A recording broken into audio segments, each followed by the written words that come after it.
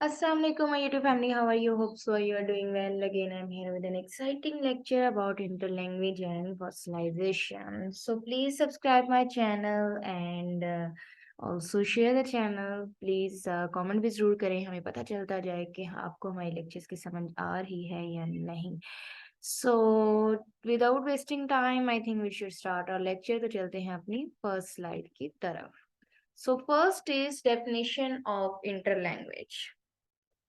Interlanguage क्या है? इससे पहले तो देखते हैं कि इंटर को हटा के सिर्फ ये देखते हैं कि सिर्फ लैंग्वेज क्या है। लैंग्वेज मीडियम ऑफ कम्युनिकेशन है ना। जब हम बात करने के लिए किसी एक जुबान को इस्तेमाल करते हैं अपनी राय पहुंचाने के लिए, तो वो क्या होती है? वो लैंग्वेज होती है। ठीक है, medium of communication. Inter language क्या है? लैंग्वेज के अंदर कुछ इंटर हो रहा है। ओके, देखते हैं क्या है। Interlanguage is a type of language, वो वाली लैंग्वेज है produced by second and foreign language learners. अब देखें, जब एक बच्चा पैदा होता है तो वो एक लैंग्वेज सीखता है जिसको कहते हैं मदर टंग। उसकी अपनी नेटिव लैंग्वेज होती है, मदर टंग होती है, जो अपनी माँ से सीखता है, अपने इन्वायरमेंट से सीखता है। उसको वो सीखने की जरूरत नहीं पड़ती, वो ऑटोमेटिकली नेचुरली उसको आ जाती है। ठीक है, लेकिन जो इंटर लैंग्वेज है, जो फॉर सेकंड लैंग्वेज है या टारगेट लैंग्वेज है या फॉरेन लैंग्वेज है, ये वाली उसको सीखना पड़ती है, खुद से वो लर्न करना पड़ती है। तो ये जो सेकंड और फॉरेन लैंग्वेज लर्नर्स हैं, वो इंटर लैंग्वेज को बीच में लेके आते हैं। Who are in the process of learning a language. Interlanguage is a type of, कौन सी लैंग्वेज है इंटर लैंग्वेज? कौन प्रोड्यूस करते हैं? जो सेकंड और फॉरेन लैंग्वेज लर्नर्स होते हैं, और वो ये लैंग्वेज सीखने के दौरान जो है ना, ये इंटर लैंग्वेज वाला प्रोसेस आता है। They develop inter language by the system of rules. ये एक रूल्स के तहत इंटर लैंग्वेज को बीच में लेकर आते हैं। Properties and rules of language one, properties and rules of language two can also not possess features of neither. अच्छा, आपने ये बात याद रखनी है कि कभी भी फर्स्ट लैंग्वेज सीखते हुए इंटर लैंग्वेज का प्रोसेस नहीं होगा। यानी जब एक बच्चा लैंग्वेज सीखेगा, नेचुरली सीखेगा, अपने एनवायरनमेंट से लैंग्वेज एक्वायर करेगा, सीखेगा तो नहीं, सॉरी, वो एक्वायर होता है, वो लैंग्वेज एक्वायर करता है नेचुरली, वो सीखता है। तो उसके दौरान इंटर लैंग्वेज का कोई प्रोसेस नहीं होगा। लेकिन वही बच्चा जब सेकंड लैंग्वेज सीखता है, जैसे अगर हम लोगों को घर में हम लोग उर्दू सीखते हैं, उर्दू हमें आती है, जब हम स्कूल में जाते हैं, कॉलेज में, तो हमारी टारगेट लैंग्वेज सेकंड लैंग्वेज या फॉरेन लैंग्वेज कौन कौन सी होगी? इंग्लिश होगी। हैरस पाकिस्तानी हमारी नेटिव टंग जो है पंजाबी होती है, समहाउ, हाँ जी। सेकंड लैंग्वेज हमारी उर्दू, और थर्ड लैंग्वेज जो फॉरेन लैंग्वेज है वो हम लोग इंग्लिश सीखते हैं। तो अभी हम लोग उर्दू और इंग्लिश की बात कर रहे हैं, तो फर्स्ट लैंग्वेज हमारी क्या होगी? उर्दू होगी। प्रॉपर्टीज ऑफ रूल वन, ये हमारे पास फर्स्ट लैंग्वेज होगी। Properties of rules of language two, अब से हमारे पास सेकंड लैंग्वेज आ गई है। Can also not possess features of neither. अब सम टाइम जो है ना, लोग क्या कहते हैं, लैंग्वेज वन और लैंग्वेज टू के दरमियान इंटर लैंग्वेज आती है। यानी अगर आप को उर्दू आती है, तो उर्दू जब आप इंग्लिश सीखते हो, तो आप खुद भी फील करेंगे कि जो नया न्यू लर्नर होता है ना, वो इंग्लिश बोलते हुए अपने माइंड में उस सेंटेंस को उर्दू में कन्वर्ट करेगा। पहले उर्दू में सोचेगा कि जैसे पानी लाओ, खाना खाओ, अ, ये वाले सेंटेंस छोटे छोटे, इधर आओ, कम हियर। तो ये वाले क्या है? ये सब क्या होंगे? कम है, इधर आओ, ये सब हम लोग अपने माइंड में सोचते हैं कि अच्छा ठीक है, इधर आओ, कम हियर। अब फिर हम अपने रूल टू में उसको ट्रांसलेट करते हैं। वैसे ये हमारा ओल्ड रूल था भी। जैसे पहले जमाने में जो पहला कोई स्ट्रेटजीज थी टीचिंग की, तो उसमें आपको ट्रांसलेशन करवाई जाती थी कि ये इंग्लिश है, इंग्लिश को उर्दू में ट्रांसलेट करो। तो इस तरह बच्चे वो जो है ना सेकंड लैंग्वेज सीखते थे, लैंग्वेज टू इंग्लिश सीखते थे। अब तो जो है ना टारगेट लैंग्वेज को सीखने के लिए भी वो फर्स्ट लैंग्वेज टारगेट लैंग्वेज में ही लेक्चर्स दिए जाते हैं। जैसे इंग्लिश को सीखने के लिए इंग्लिश में ही लेक्चर्स आपको दिए जाते हैं, लेकिन पहले ओल्ड मेथड यही होता था। अब थर्ड स्टेटमेंट है कि can also not possess features of a neither. अब सम टाइम ऐसे होता है कि लोग जो हैं वो ना तो फर्स्ट लैंग्वेज के रूल्स को फॉलो कर रहे होते हैं, ना ही सेकंड लैंग्वेज के रूल्स को फॉलो कर रहे होते हैं। मतलब जो स्ट्रक्चर फर्स्ट लैंग्वेज का है उर्दू का, उसमें मुझे पानी दो, तो इसमें जो है ना पानी दो, अब अगर हम लोग दें तो पानी जो है ना वो नाउन पहले आएगा, दो जो है ना वो वर्ब बाद में आएगा। ठीक है। अब जो अगर हम इंग्लिश में बोलें तो ब्रिंग, लाओ, अ, या गिव आएगा, गिव वाटर, तो गिव पहले आएगा, वाटर नाउन बाद में आएगा। तो ये वाले हैं कि प्रॉपर्टीज ऑफ ना तो लैंग्वेज वन का स्ट्रक्चर यूज कर रहे हैं बोलते हैं, ना ही लैंग्वेज टू का स्ट्रक्चर यूज कर रहे हैं, बल्कि वो क्या करते हैं समटाइम्स स्टूडेंट्स जो हैं वो अपने माइंड में कुछ रूल सेट कर लेते हैं। ठीक है। यानी कि उन वो अपनी एक लैंग्वेज क्रिएट करते हैं अपने माइंड में। इस तरह भी आप ले सकते हैं कि अगर आप चाइना जाएं, किसी फॉरेन कंट्री में आप स्टडीज के लिए जाएं या जॉब करने के लिए भी जाएं, तो वहां के बंदे को अगर चाइनीज आ रही है, आपको उर्दू आती है ना, आपको इंग्लिश आती है ना, उसको इंग्लिश आती है, ठीक है, जिसकी जो कि एक इंटरनेशनल लैंग्वेज है जिसकी मदद से हम एक दूसरे से कम्युनिकेट कर भी सकते हैं, लेकिन उसको कुछ भी नहीं आता, तो आपके पास कोई थर्ड पर्सन नहीं है और आपको 1-2 महीना इकट्ठे रहना है साथ, तो आप क्या करेंगे, आप खुद कुछ एक नए रूल सेट करेंगे। पहले साइंस होंगे, कोड्स होंगे, उन साइंस और कोड्स को आप जो है ना वो अपनी कम्युनिकेशन का एक जरिया बना लेंगे। ठीक है। उस स्ट्रेटजीज के तहत आप एक दूसरे से कम्युनिकेट करोगे, एक दूसरे से बात करोगे। ठीक है। तो ये क्या होता है, यहाँ तो वो रूल्स होते हैं, अगर तो उसको भी इंग्लिश आती है, आपको इंग्लिश आती है, ओ हाँ आप उसको इंग्लिश आती है, लेकिन जो है ना मतलब एक एक कम्युनिकेशन के लिए हो ना जुबान, वो तो बात ठीक है, लेकिन अगर एक कम्युनिकेशन के लिए बात कोई है ही नहीं, तो फिर आपको साइंस और कोड, अब जो वो वाले, अब पहले जमाने में जैसे लैंग्वेजेस जो है ना वजूद में आती थी ना, वो ऐसे ही आती थी। कोई भी जुबान आते ही कोई जो है ना उसने इतनी स्पेशल, इतना अच्छा दर्जा नहीं उसको मिल गया था। पहले वो उन लोगों ने आपस में बातें करके कोड्स और साइंस की मदद से लैंग्वेज के वजूद में आई, फिर उसकी ग्रामर और फिर उसका स्ट्रक्चर बना, फिर उसमें लोग उसको बोलना स्टार्ट हुए, कम्युनिटीज बनी, फिर उसके बाद वो लैंग्वेजेस जो है ना उनको प्रेस्टीज इज्जत मिली और वो जो है टारगेट लैंग्वेज बनी। ठीक है।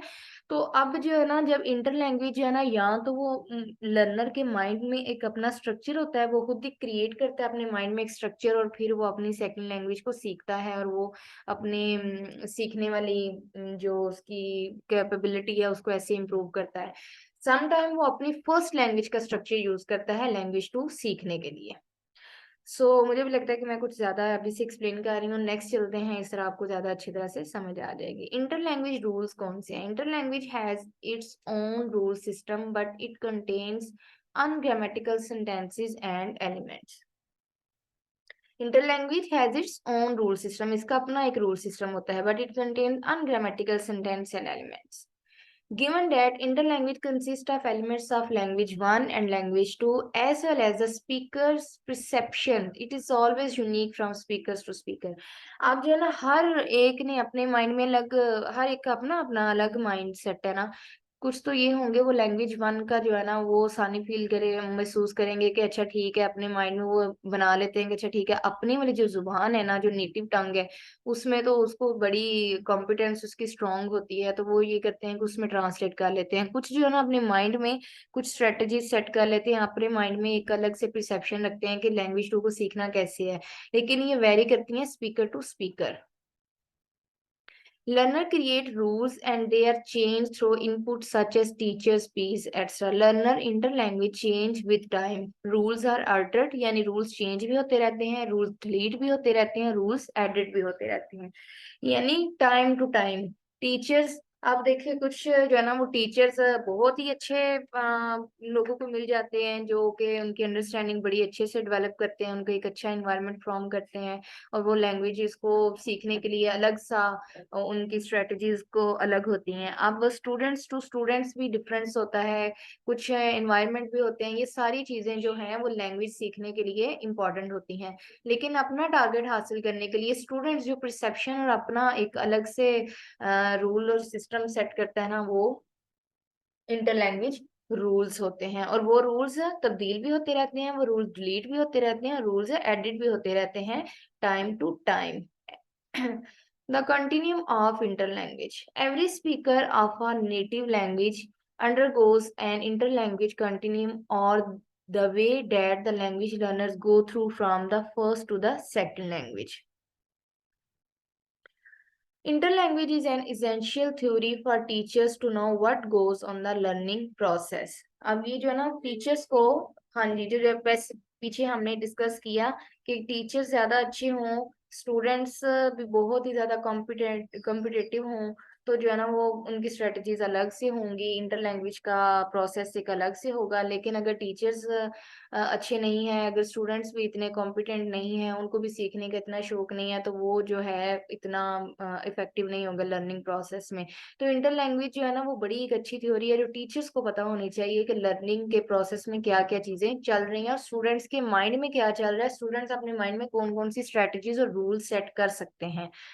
सो अगला है development from native language form to target language form include 3 stages है. Beslang, the earliest form of target language development. Meslang, the intermediate stage of target language development. Acrolang, the final stage of target language development. बेसलॉन्ग में क्या है कि सबसे पहले जो है ना टारगेट लैंग्वेज में सबसे पहले क्या डेवलपमेंट हुई है. मैसलॉन्ग में क्या है, दरमियान में उसकी, मतलब कि उसके बाद उसकी स्टेज टू स्टेज वो कैसे उसकी चेंज होती रहती है, उसमें क्या कंटिन्यूम, उसमें क्या तसलसल आता रहता है, क्या चेंज आता रहता है इंटर लैंग्वेज में या लैंग्वेज लर्निंग प्रोसेस में. Process of interlanguage. अब देखिए language one and language two दरमियान में क्या है, इंटर लैंग्वेज है. लैंग्वेज वन तो उसको बच्चे को आती है, ठीक है. अब लैंग्वेज टू उसने सीखनी है, अब दरमियान में इंटर लैंग्वेज है, यानी कि दरमियान में उसके अपने रूल्स हैं, अपनी परसेप्शंस हैं.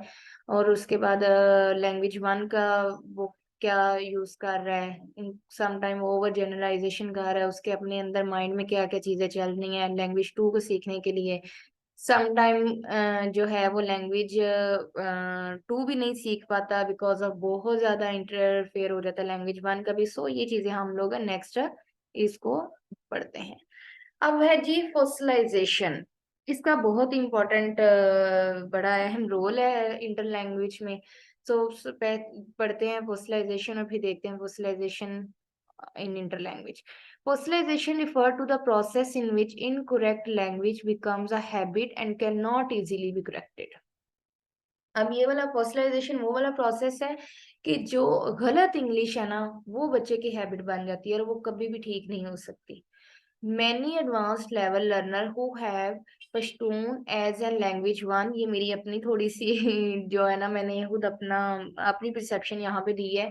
Do not distinguish between he and she. This could be a fossilized error. अब जब देखें पश्तून जो है वो उर्दू सीखते हैं जो, तो वो तुम क्या करता है, तुम क्या करती है, वो मतलब कि मर्दों को ही को शी बना देंगे, शी को ही बना देंगे. तो ये जो है ना इनका एक एरर है, वो फोसिलाइज्ड एरर हो सकता है जो कभी भी उनका ठीक नहीं होता. In the process of learning a second language, fossilization, in the process of learning a second fossilization caused by the incorrect application of learning strategies is the most common. यानी कि अगर आपकी वही टीचर्स पे बात आ गई कि अगर टीचर्स के पास अच्छी स्ट्रेटजीज ना हों लर्नर्स के लिए, तो जो है ना वो फॉसिलाइजेशन होती है. और इसकी आगे काजेस हम बताएं, मैं बताऊंगी, वो हम डिस्कस करेंगे. स्किलर ने भी इसकी बहुत सारा इसकी काजेस वो डिस्कस की हैं कि टीचर्स जो हैं वो अ, उन वही अच्छी तरह से स्टूडेंट्स के ऊपर उस लिहाज से फोकस नहीं करते. बच्चे अपने लिहाज से जो परसेप्शन सेट किए बैठे होते हैं, जो रूल्स उनके माइंड में चल रहे होते हैं, वो उन्हीं रूल्स को लेके चलते रहते हैं, चाहे वो आगे उनके लिए वो वाली लैंग्वेज में प्रोफिशिएंसी हासिल हो या ना हो. सो नेक्स्ट है inter language fossilisation. Inter language fossilisation कैसे होती है. Inter language fossilisation is a stage during second language learning. It occurs when certain mistakes seem to be impossible to correct in spite of the ability and motivation. आप जो है ना, ये वाली वो मिस्टेक्स हैं जो इम्पॉसिबल टू करेक्ट हैं, हालांकि उनको मोटिवेशन भी दी जा रही है। Learners can not rectify and replace it with correct usage. Why does fossilization happen? क्यों होती है fossilization? Frequent use, reinforcement of communication process, lack of correction. अब ये वाली बात तो हमारे पाकिस्तानी स्टूडेंट्स में तो बहुत ही नॉर्मल है। हमारे पाकिस्तानी स्टूडेंट्स जो है, पाकिस्तानी टीचर्स भी अगर 30 स्ट्रेंथ है क्लास की, तो उसमें से 5 to 10 स्टूडेंट्स को टीचर्स फोकस कर भी लेंगे, जिनका उनको लगता हो कि वो ऑलरेडी 70% घर से काम करके आ रहे होते हैं। अगर इंग्लिश की क्लास की मैं बात करूं तो, मैट्रिक के स्टूडेंट्स की बात करूं तो, बच्चे जो ना घर से उनको 70% जो बच्चे घर में ट्यूटर अच्छे पढ़ा रहे हैं, पेरेंट्स, घर का इन्वायरमेंट, सारी चीजें उनकी ऑलरेडी बहुत अच्छी हैं, टीचर्स भी उसी पे फोकस करेंगे। अब जो बाकी 20% स्टूडेंट्स हैं, उनकी अगर मिस्टेक्स हो रही हैं तो उनकी करेक्शन नहीं हो रही, उनको रीइंफोर्समेंट नहीं दी जा रही, वो फ्रीक्वेंट यूज, यानी कि एक ही चीज को गलत किए जा रहे हैं, किए जा रहे हैं, किए जा रहे हैं। अगर उसको 10 साल किसी ने ठीक नहीं किया तो वो ऐसी ही रहेगी और फिर उसको चेंज करना मुश्किल हो जाएगा, जबकि बहुत ज्यादा बच्चे को उस पर वर्क करना पड़ेगा। स्किलर 5 fossilisation process steps in fossilisation. अब फॉसिलाइजेशन इंटर लैंग्वेज में कैसे होती है? Overgeneralisation, transfer of training, language transfer, strategies of second language learning, strategies of second language communication. अब हम वन बाय वन इनको डिस्कस करेंगे और इसकी मदद से आपको पता चल जाएगा कि फॉसिलाइजेशन होती क्यों है, यानी मिस्टेक्स होती क्यों है, और वो इंटर लैंग्वेज का प्रोसेस इतना खराब क्यों हो जाता है। First is overgeneralization. Overgeneralization error occur when the speaker applies a grammatical rule in cases where it does not apply. अब ओवर जनरलाइजेशन आप अपने माइंड में सोचें, आप ओवर जनरलाइज कर लेते हैं किसी चीज को, यानी कि आपके माइंड में आप एक एक रूल अपने माइंड में सेट कर लेते हैं कि भाई ये तो काम हो ही नहीं सकता। सपोज अगर आपकी जॉब नहीं हुई तो आपने ओवर जनरलाइजेशन को अगर आप सोच रहे हो तो आप ओवर थिंक भी कह सकते हैं। जब आप ओवर थिंक कर लेते हैं, अगर आप ने कोई एक पैराग्राफ लिखा है, आप इसको 4 दफा देखोगे, अगर लैंग्वेज एक्विजिशन का काम हो ना, तो वो लोग जो है ना, उसमें 1-2 मिस्टेक्स हो या कुछ भी हो ना, तो वो सेटिस्फाइड होते हैं, इतना ज्यादा नहीं सोचते, बल्कि वो काम कर देते हैं। लेकिन जो परफेक्शनिस्ट होते हैं वो ओवर जनरलाइज कर देते हैं इन चीज को, बहुत ज्यादा सोचेंगे, बहुत ज्यादा पढ़ेंगे, बहुत ज्यादा उसको ठीक करने की कोशिश करेंगे, समटाइम्स जो है ना, उसको एक ही चीज को बार बार रिपीट भी करेंगे। जैसे अगर उसमें अगर मैं एक दूं एग्जांपल भी, तो वो मिस जो है ना, अच्छा सॉरी, वो एक ग्रामर की, अगर उन्होंने ग्रामर को अपने ऊपर इतना सवार कर लेंगे, ग्रामेटिकल जो चीजें होती हैं वो इतना लर्न करेंगे, हर चीज में वो एक एक चीज को बार बार चेक करेंगे, समटाइम उसमें मिस्टेक्स कर देंगे। ठीक है, तो ये क्या है? ओवर जनरलाइजेशन है, ओवर थिंकिंग है, जो कि आपकी चीजों को खराब करती है और इंटर लैंग्वेज के प्रोसेस को और ज्यादा लेकर आती है, फोसिलाइजेशन को और ज्यादा मिस्टेक्स होती हैं उसमें। So transfer of training, the lack of formal instruction in English. अब फॉर्मल इंस्ट्रक्शंस ठीक तरह से नहीं होती, टीचर्स की ट्रेनिंग भी यहाँ पे आ सकती है, स्टूडेंट्स की ट्रेनिंग भी आ सकती है कि स्टूडेंट्स को अच्छी ट्रेनिंग नहीं मिली, टीचर्स ने अच्छी ट्रेनिंग नहीं दी स्टूडेंट्स को, और फॉसिलाइजेशन का प्रोसेस हो रहा है। Fossilisation of incorrect language forms, result of initial learning process on the performance of a later activities. Fossilization due to certain features found in the instruction via which the learner is taught the second language. वही चीजें, अब एक बच्चा जो है वो teachers अगर उसको इंस्ट्रक्शन दे रहा है, वो गलत इंस्ट्रक्शन दे रहा है, तो स्टूडेंट्स भी उसी गलत इंस्ट्रक्शन के साथ चलता जाएगा, और वो फॉसिलाइजेशन यानी कि उसकी मिस्टेक्स होती रहेंगी उस लैंग्वेज में, और इंटर लैंग्वेज का प्रोसेस चलता ही रहेगा। ट्रेनिंग आगे, अगर बच्चा है अगर गलत सीखेगा, अगर टीचर ही गलत ट्रेनिंग देगा, बच्चा भी गलत सीखेगा, वो आगे पहुंचाएगा भी गलत, तो वो क्या है, स्टेप बाय चीजें चलती जाएंगी। लैंग्वेज ट्रांसफर है जी, it consist of replicating structure from the learners first language when they are speaking और writing something in a second language. अब रेप्लिकेट करता है स्ट्रक्चर को, जैसे मैंने उस टाइम बताया था कि उर्दू का स्ट्रक्चर अगर वो देख लें फर्स्ट लैंग्वेज का, अगर आप पश्तून है तो पश्तो का स्ट्रक्चर देखेगा और उसमें इंग्लिश को थोड़ा उसके अकॉर्डिंग ट्रांसलेट करने का कोशिश करेगा। दे आर स्पीकिंग और writing something in a second language, अगर वो सेकेंड लैंग्वेज का कुछ भी कर रहे हैं तो उसको रेप्लिकेट करेंगे, उसको चेंज करेंगे उस अपने फर्स्ट लैंग्वेज के स्ट्रक्चर में। और इस तरह भी बहुत मिस्टेक्स होती हैं, क्योंकि उर्दू में बहुत ज्यादा सेंटेंसेस हैं, जो है ना वो उनका स्ट्रक्चर अलग से बनता है, इंग्लिश में आपके सेंटेंस का स्ट्रक्चर अलग से बनता है। तो ये वाली चीजें हैं कि अगर आप पानी लाओ, ब्रिंग वाटर, तो पानी लाओ, वाटर, पानी लाओ, अब पानी पहले आ रहा है, लाओ बाद में आ रहा है।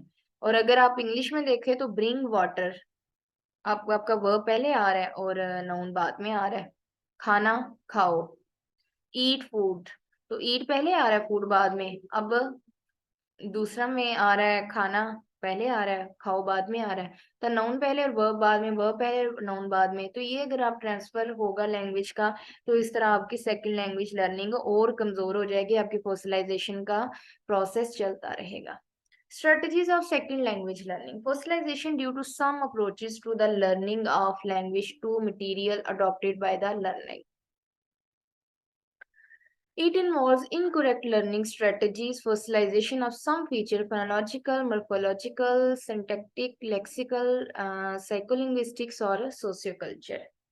अब सेकेंड लैंग्वेज लर्निंग, अब उसमें भी वही चीजें हैं जो पीछे मैं इसको डिस्कस करने आ रही हूँ, करके आई हूँ कि इनकरेक्ट लर्निंग स्ट्रेटजीज हैं। उसमें फॉसिलाइजेशन फोनोलॉजिकल प्रोसीजर्स में होती है, मॉर्फोलॉजिकल में भी होती है, सिंटैक्टिक, लेक्सिकल, यानी कि आपके सेंटेंस, आपके वर्ड्स वर्ड्स में प्रोनाउंसिएशन आ सकती है, सेंटेंस का स्ट्रक्चर खराब हो सकता है। ये सारी चीजें क्या है, सेकेंड लैंग्वेज लर्निंग में आ जाती हैं। Strategies of second language communication. Concern with the communication is going on. Pays attention to the fluency rather than accuracy in the communication. Learner try to simplify the target language rules. Personalization due to some approaches use the learner when communicating with the language to native speaker. अब फोसिलाइजेशन इसलिए भी होती है जब language rule connect. अब एक चीज तो है, अगर आपने पिछले लेक्चर सेकंड लैंग्वेज एक्विजिशन के मेरी प्लेलिस्ट में सुने हैं, तो कोई भी 100 में से कोई 98 to 97 जो पर्सन होते हैं, वो कभी भी नेटिव जो पर्सन है, जो उसके स्पीकर है, नेटिव स्पीकर्स की तरह परफेक्शन नहीं ला सकते अपनी लैंग्वेज में। लेकिन 2 और 3% बहुत कोशिश करें तो आप उनके जैसा बोल सकते हैं। लेकिन जैसे हम उर्दू बोलते हैं, बाहर के अंग्रेज हमारी तरह उर्दू नहीं बोल सकते, जैसे वो एक ब्रिटिश एक्सेंट में बात करते हैं, हमारे यहाँ कहीं ना कहीं से पता चल जाएगा कि हम पाकिस्तानी हैं, हम इंडियंस हैं, हम एशिया जापान से हैं या अदर कंट्रीज से हैं।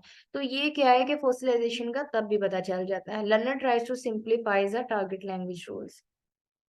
लर्नर्स ये भी कोशिश करते हैं टारगेट लैंग्वेज रूल्स को सिंप्लीफाई करने के लिए, तभी फोसिलाइजेशन होती है। तो वो क्या करते हैं, pays attention to the fluency rather than accuracy in the communication.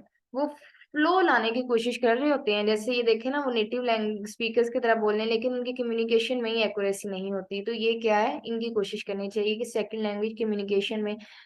मेरी एक टीचर है, वो हमें बताते थे कि अगर आप पाकिस्तानी हैं तो एज पाकिस्तानी आपकी नेटिव टंग जो है, नेटिव आप आपकी नेटिव लैंग्वेज नहीं है इंग्लिश, तो आप अपना पाकिस्तानी एक्सेंट भी यूज कर सकते हैं। इसमें कोई इतनी बड़ी बात नहीं, जरूरी नहीं है कि आपने ब्रिटिश ही लेके आना है, जरूरी नहीं है कि आपने अमेरिकन ही लेके आना है। बी कॉन्फिडेंट, अगर आपकी बात किसी को समझ आ रही है, किसी की बात आपको समझ आ रही है, तो बट इट्स ओके। आपकी कम्युनिकेशन अच्छी होनी चाहिए, जरूरी नहीं कि उसमें फ्लो आए, ठीक है। सो लास्ट है जी हमारे पास properties of interlanguage. Interlanguage is dynamic and permeable. It serves as a bridge between language 1 and language 2 when learners lack knowledge and find mystery of rules, but over time learners progress. अब inter language क्या है, ये bridge एक from करता है। अब language 1 और language 2 के दरमियान, जैसे ये हमारे पास पीछे आया था कि ये ब्रिज बना हुआ है, ठीक है। लैंग्वेज 1 उसको आती है, लैंग्वेज 2 भी वो सीख रहा है। अब दरमियान में जो अपनी उसकी परसेप्शन है, वो रूल्स हैं जो उसने सेट किए हुए हैं, वो कैसे लैंग्वेज 1 लैंग्वेज 2 सीखता है, लैंग्वेज 1 में कन्वर्ट करता है, या जैसे भी करता है, वो किसी ना किसी तरीके वो उसमें पहुंच जाता है। फोसिलाइजेशन के अमल को भी लोग पार कर जाते हैं, बहुत कोई थोड़ा सा टाइम लगता है, लेकिन एटलीस्ट 1-2 साल में जैसे भी है लोग अब इस काबिल हो गए हैं, हो जाते हैं कि वो जो है ना एटलीस्ट कम्युनिकेट जरूर कर लेते हैं, ठीक है। They refine certain rules and obtain new once.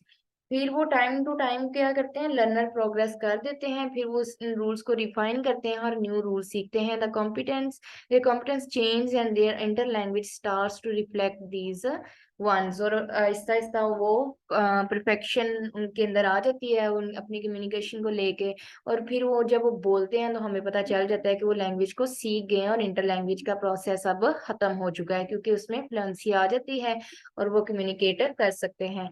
सो जी, thank you so much for watching my video. ये इंटर लैंग्वेज था, इंटर लैंग्वेज में पर्सनलाइजेशन कैसे होता है, कैसे इसको ठीक किया जा सकता है। और आप अभी कमेंट करके जरूर बताइए कि आप को इस लेक्चर की समझ आई है या नहीं आई है। और प्लीज सब्सक्राइब करना मत भूलिएगा। अपनी दुआओं में याद रखें। अल्लाह हाफिज।